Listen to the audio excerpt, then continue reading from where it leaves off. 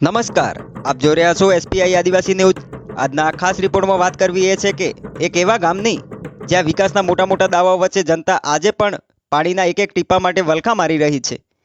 વાત છે સાબરકાંઠા જિલ્લાના ખેડબ્રહ્મા તાલુકાના દોડીવાડા ગામની। આ ગામમાં છેલ્લા 25 વર્ષથી પાણીની ભારે હાડમારી ચાલી રહી છે। સરકારની નળ સે જળ યોજના મંજૂર તો થઈ ગઈ છે, પણ એકમાત્ર કાગળ પર જ છે। ગામ સુધી હજુ પાણી પહોંચ્યું નથી।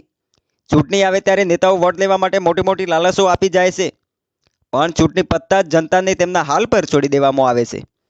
ગામના લોકોનો સીધો આક્ષેપ એ છે કે ડેમનું પાણી દોડીવાડા તળાવમાં નાખવાનું હતું, પણ સ્વાર્થી રાજકારણીઓ જનતાના હકનું પાણી પોતાના અંગત કામો માટે વાપરી રહ્યા છે।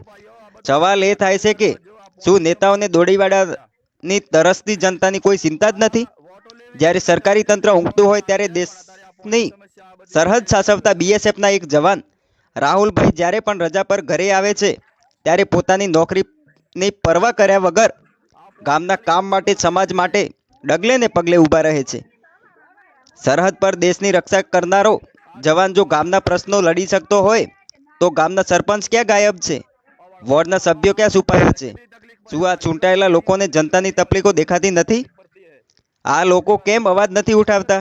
દોડીવાડાની જનતાને આજે સરકારને એક જ સવાલ છે। નેતાઓની ખોટી લાલચો બહુ જ જોઈ લીધી। હવે એ જણાવો કે દોડીવાડા ગામમાં હકીકતમાં પાણી ક્યારે પહોંચશે?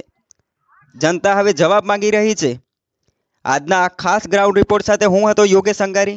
આવી જ અગત્યની અને છાસી અપડેટ જોવા માટે આજે જ જોડાયેલા રહો અમારી ચેનલ સાથે, SPI adivasi news. Thank you.